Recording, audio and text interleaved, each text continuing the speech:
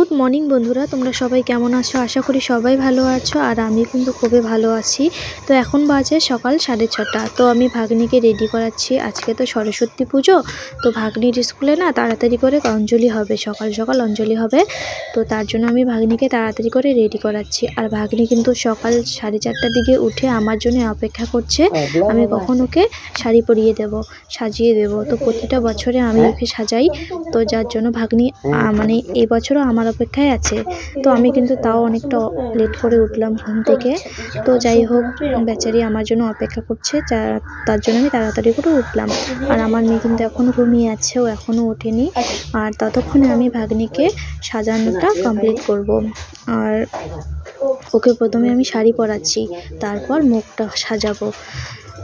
আর ভিডিওটা ভালো লাগলে অবশ্যই কিন্তু লাইক কমেন্ট শেয়ার করো, আর আমার পাশে থেকো। তো দেখো, মানে শাড়িটা কমপ্লিট হলো, তো মেকআপটা অর্ধেক হলো, এখনও মালা টালা কিছু পরেনি।